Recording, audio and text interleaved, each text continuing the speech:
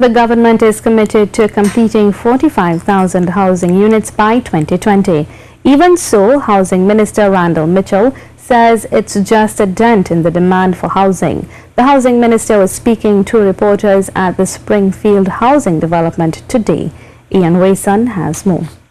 Minister of Housing Randall Mitchell, along with officials of the Housing Ministry and HDC, toured several HDC construction sites in North Trinidad, including View Fort in St. James, Springfield in Valsayn, and Trestrail in Dabadie.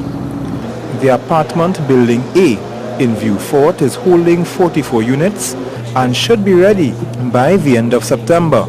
The entire project is comprised of 4 different apartment blocks. What you're seeing here is an enclosed site of the development, where we described as Phase 1. Phase 2 would encompass blocks B, C, and D, which we have approximately 93 units to be delivered next year. At the Springfield site in Valsayn, Mr. Mitchell told reporters the site was restarted after its initial beginning over 10 years ago.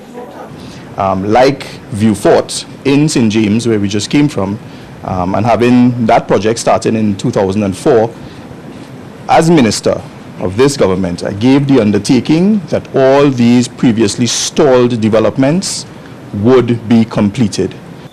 The project in Valsayn will provide 408 units.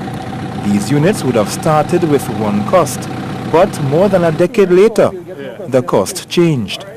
There would have been cost escalation since 2005. I know that anywhere in the vicinity of about 90 million was already spent on the development.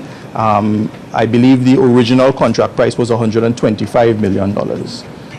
And now we need $114 million, having regard to current today prices, to complete the development.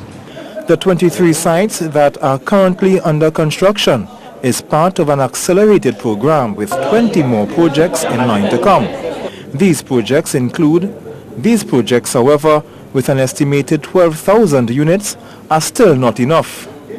Not a significant dent, because there are 70,000 persons on the database, but there are some other initiatives that we're bringing forward under the Ministry of Housing. You will hear about it in the budget presentation.